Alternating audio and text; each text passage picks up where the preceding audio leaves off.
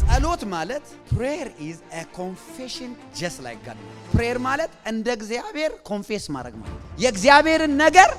ደግሞ መናገር ማለት ችግርን ስንነግረው እግዚአብሔር ወይ የማልፍበት ይሄው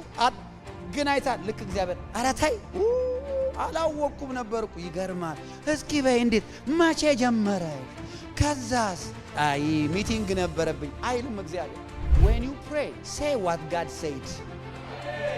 ደክሟል አይደል ስፒሪቹዋሊ የተለያየ ችግር ውስጥ እየሄድክ ነው እግዚአብሔርን በመተማመን የሚጠባበቁ ግን በል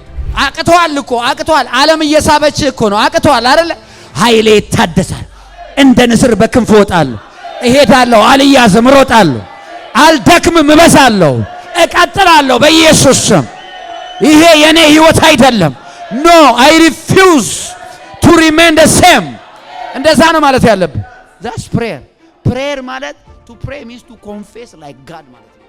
to speak like God ማለት ነው to declare like God ማለት ነው እንደ እግዚአብሔር ማወጅ ማለት ነው እግዚአብሔር ነህ ያለህን ማለት ነው እግዚአብሔር ብርሃን in the name of Jesus በጨለማ ውስጥ እየሄድክ በህይወት ላይ ዙሪያ confusion ኖሮ I am the light of the world ዛ ማለት ነው ጸሎት መጽሐፍ ሲናገር የምንጸልየውን ገና ከመንጸለያችን በፊት እሱ ያውቃል ይላል አይደል don't go and tell him your problem he knows it when you pray what happens is you confess what God said